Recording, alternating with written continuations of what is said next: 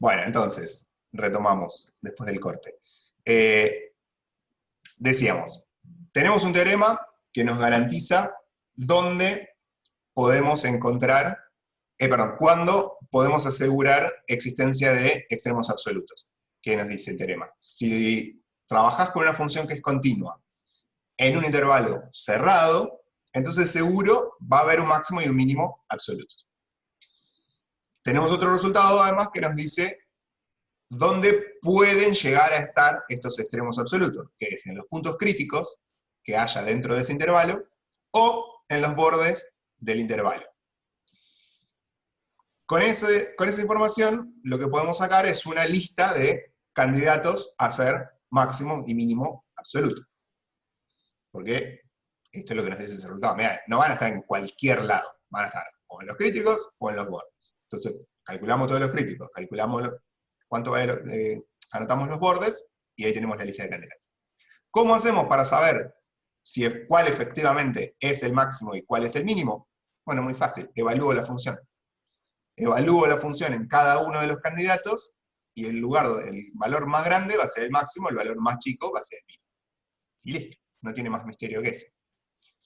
Esa es la magia de los extremos absolutos, porque justamente, al ser absoluto, máximo absoluto es el más grande de todos. Bueno, si yo te digo, mira, los candidatos son estos, y vos tenés que encontrar el más grande de todos, bueno, evaluar la función y te fijas cuál es la más grande. No hay nada más que hacer.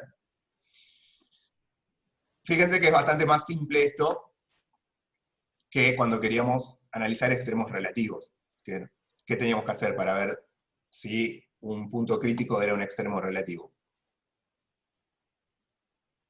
Ya que estamos repasando, módulo 1.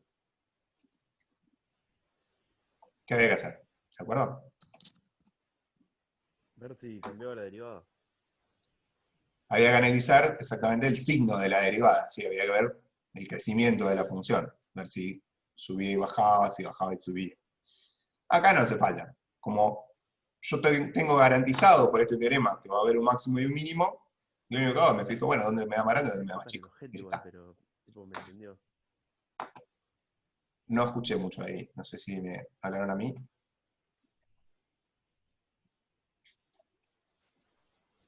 Vamos a mirarlo con un ejemplo. Perdón, quedó abierto.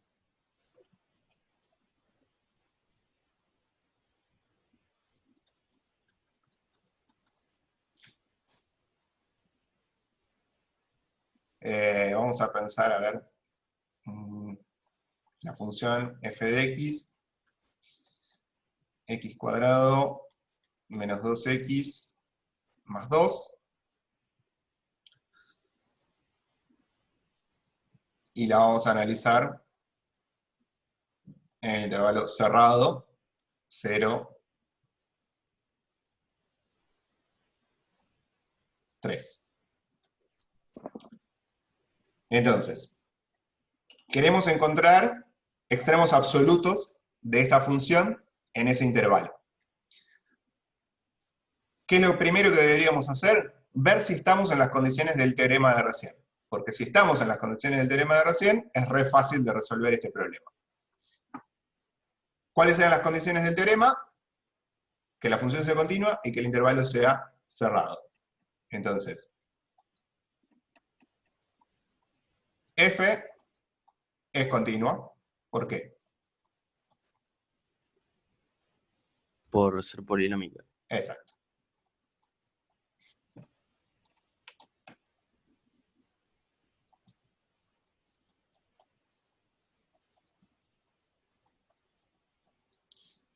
Y el intervalo donde lo vamos a analizar es cerrado, lo dice el enunciado.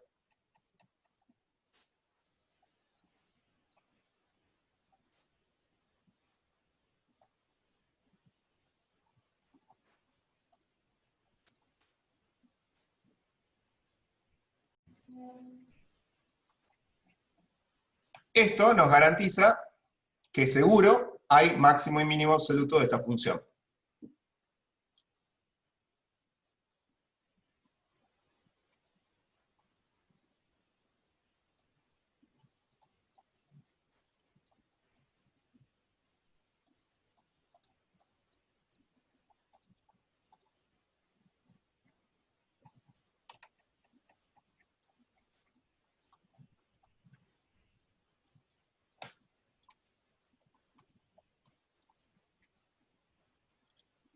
¿Cómo los encuentro?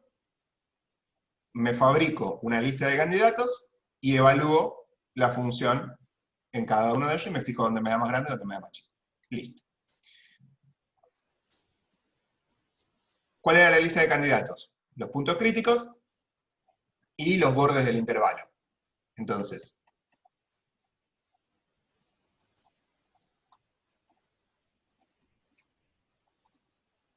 los bordes del intervalo son 0 y 3. Y tengo que encontrar los puntos críticos.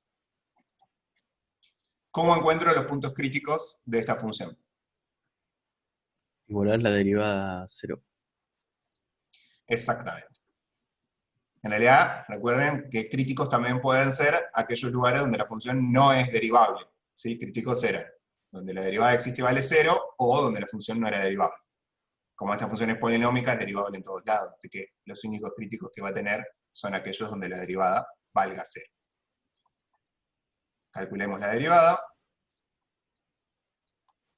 2x menos 2. La igualo a 0.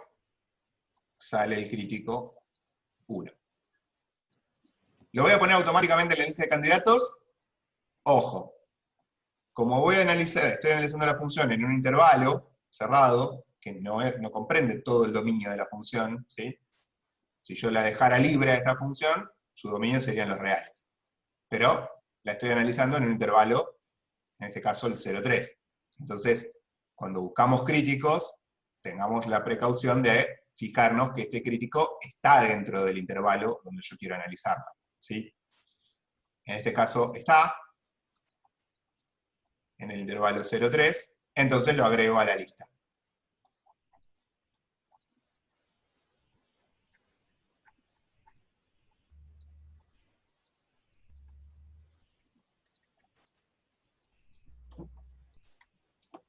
Ya está, porque los bordes ya los consideré, puntos críticos no hay más, entonces no hay más candidatos a ser extremos de esta función.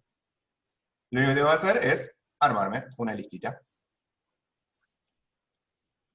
0, 1 y 3. Que yo lo puse ordenado por un toque mío, ¿no? Hay que evaluar la función. F en 0 me da 2. F en 1 me da 1.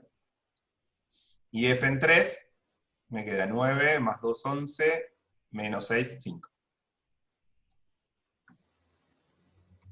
Entonces, ¿cuál es el mínimo absoluto de esta función?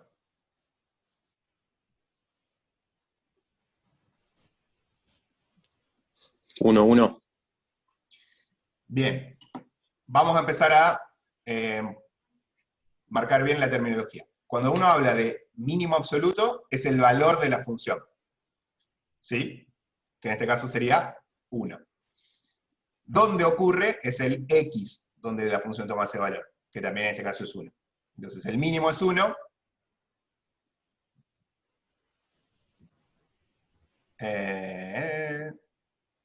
No, es 2. Bueno, Serena acá me pregunta ya si en 0, ¿sí? 0 menos 0 más 2, 2. Entonces decía, el mínimo absoluto es el valor mínimo que toma, que es 1. Este número es el mínimo absoluto.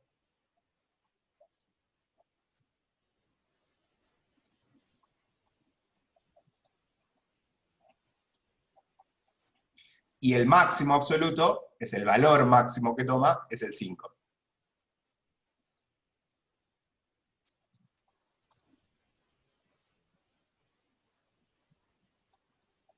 Entonces, resumiendo,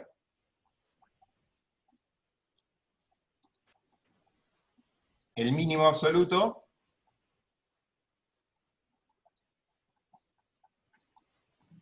es 1 y ocurre en x igual a 1. El máximo absoluto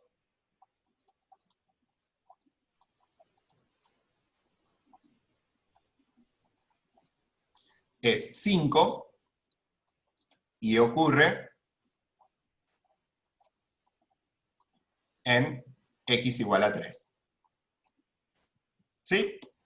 Y eso es todo.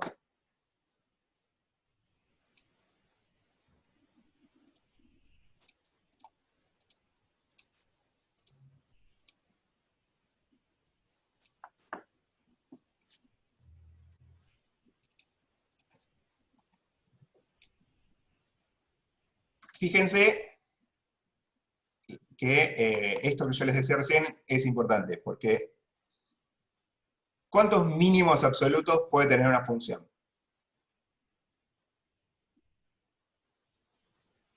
¿Qué les parece?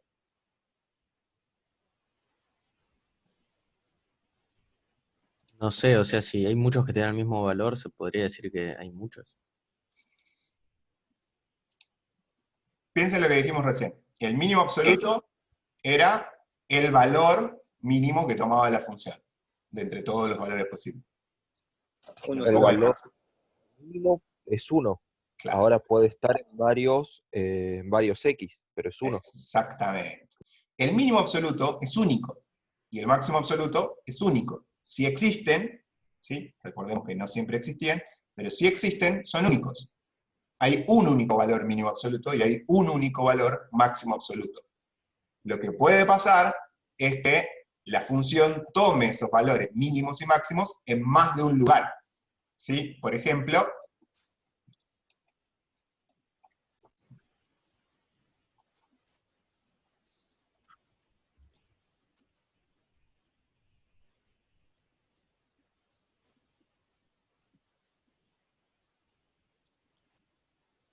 la función seno.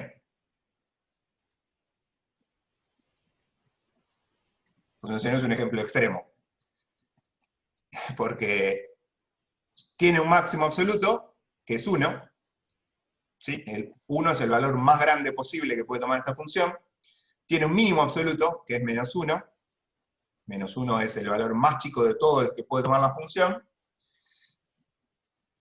pero lo toma en un montón de lugares a cada uno de estos valores, de hecho, en infinitos. ¿Sí? Hay infinitos lugares donde esta función vale 1, pero el máximo absoluto es 1 solo. ¿Sí? Máximo absoluto,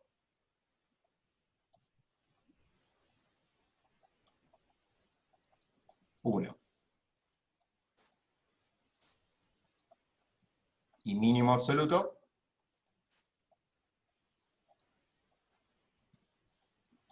menos 1. Después lo toma o ocurre en un montón de x. ¿Sí? En este caso, la que puse yo, pi sobre 2, menos, ¿sí? 3 de pi. ¿Está claro? Entonces, máximo absoluto y mínimo absoluto, por su propia definición, no puede haber más de uno, ¿sí? Porque la definición dice, es el más grande de todos, de el más chico de todos. Pero lo que sí puede ocurrir es que se repita, que en varios lugares tome el valor máximo o el valor mínimo.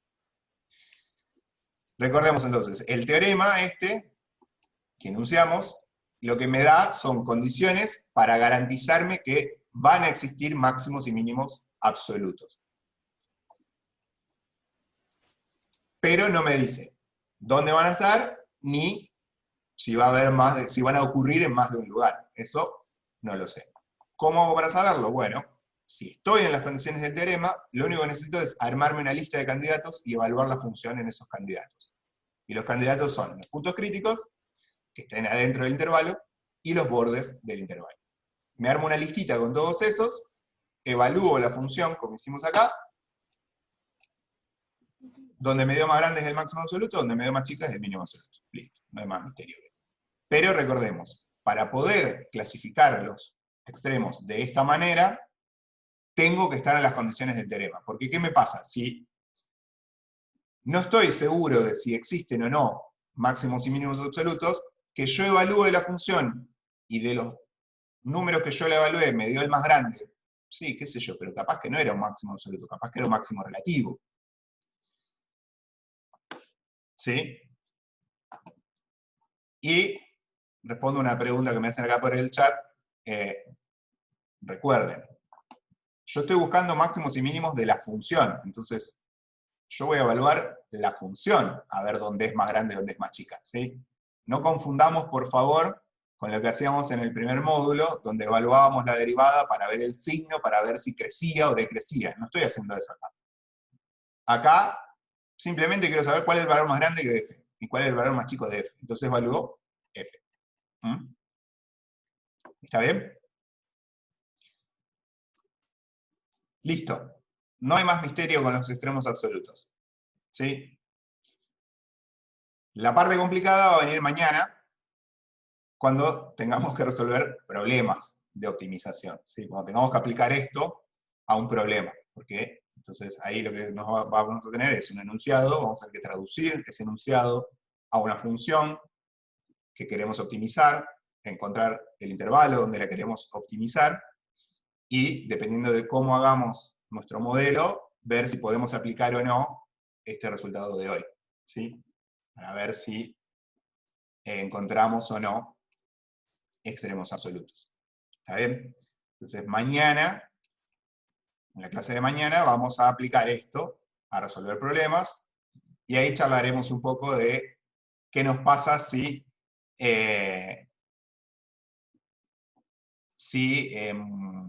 no estamos en estas condiciones. ¿Qué hacemos? Ignacio pregunta si cuando evalúo en 0 no me queda menos 2. No, chicos, están evaluando la derivada en 0. ¿Sí? Y acabamos de decir que no tengo que evaluar la derivada, tengo que evaluar la función. No estoy mirando el signo de la derivada para ver si la función crece o no crece. Estoy evaluando la función para ver si el valor de la función en este lugar es el más grande, el más chico, o cuál es. F tengo que evaluar. ¿Sí? Lean acá. No F'. No estoy analizando el signo de la derivada para ver crecimiento. ¿Sí? Estoy haciendo otra cosa. Estoy evaluando la función en los candidatos a ser máximo y mínimo absoluto, a ver dónde me da más grande y dónde me da más chica. Nada más. ¿Está clara la diferencia? Ojo con eso. Esto que hice acá no es el análisis de crecimiento. Entonces evalúo a la función. Acá. F en 0. 0 menos 0 más 2. Da 2. F en 1. 1 al cuadrado menos 2 por 1 más 2. Da 1. Y F en 3. ¿Sí? 3 al cuadrado menos 2 por 3 más 2. Da 5. ¿Está bien? Es el error más común. ¿Sí? Mezclar esto con lo del primer módulo que hacíamos análisis de crecimiento. Entonces empiezan a mezclar, empiezan a evaluar la derivada. Está bien, es el error común porque justamente lo que habíamos estudiado antes implicaba la evaluación de la derivada, pero era para otra cosa. Era para hacer el análisis de crecimiento y decrecimiento, para ver si la función subía, si bajaba. ¿Sí? No es lo que estoy haciendo acá. ¿Está bien?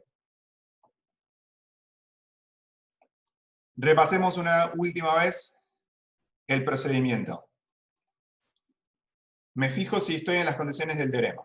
O sea, si la función es continua y estoy mirándola en intervalo cerrado.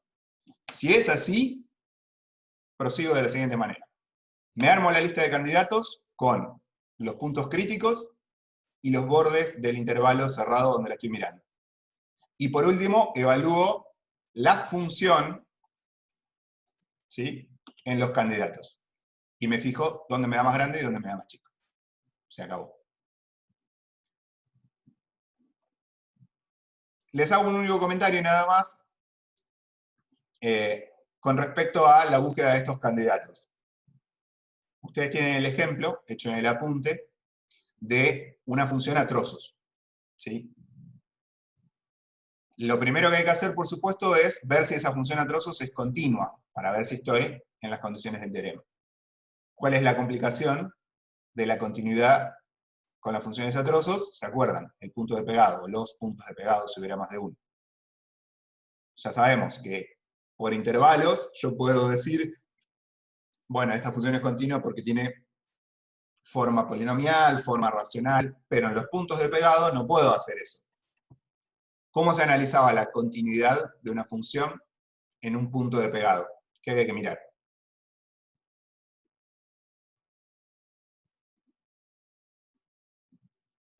A ver si nos acordamos.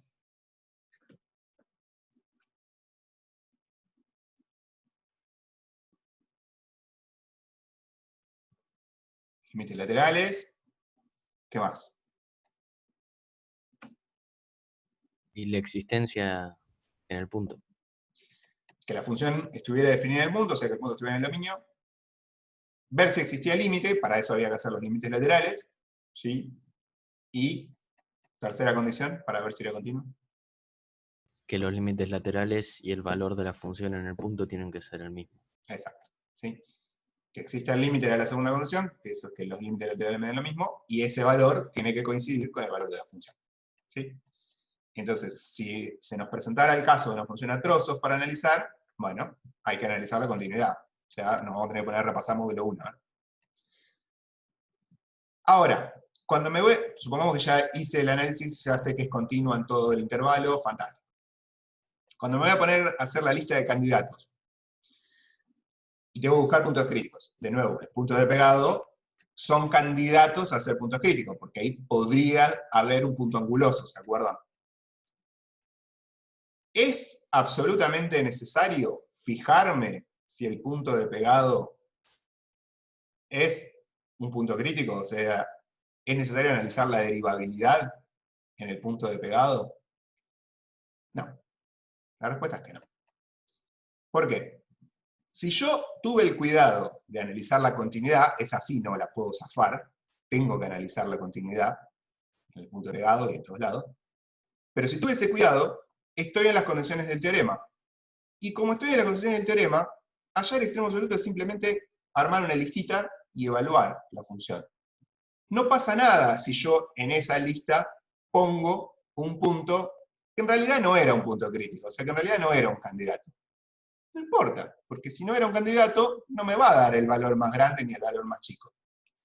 O sea, pondré acá en esta lista un punto de más, ¿sí? Que en realidad no era necesario, pero no influye en el resultado. A ver, tendría que hacer una cuenta más, bueno, no es muy difícil. ¿Está bien? Entonces, cuando analizamos funciones a trozos, tengo que analizar la continuidad, de esa sí no zafo, pero no es necesario ver si es un punto crítico o no el punto de pegado, los puntos de pegado. Los puedo poner en la lista y fijarme cuánto vale la función por las dudas. Y listo. Ojo, no es que estoy poniendo, bueno, pongo todos los puntos que se me antojan en la lista y no, los pongo con criterio. Los pongo con este criterio de decir, bueno, mirá, yo sé que los puntos de pegado pueden ser complicados, o sea, puede ocurrir cosas raras con las derivadas, entonces por las dudas lo pongo en la lista. ¿Sí? No es que puse uno cualquiera. ¿Sí? Por ejemplo, en esta función, si alguien acá viene y me pone el 2 en la lista, ¿por qué pondrías el 2 en esta lista? Esta función es un polinomio que es derivable en todos lados, o sea que el 2 no tiene problemas de derivada, no es un punto crítico, ¿por qué lo pondría en la lista? ¿No? Estoy diciendo, en una función a trozos, un punto de pegado, ese es un punto sospechoso. Entonces, como es sospechoso, lo agrego a la lista. Fíjense que así lo hace en el apunte. ¿Sí? El apunte, de hecho, les dice, bueno, ¿sabes qué? Como es un punto sospechoso, lo voy a poner en la lista. Si ustedes quieren, verifiquen que efectivamente, en el caso del ejemplo del apunte, la función no era derivable, y entonces era un punto crítico. ¿Mm?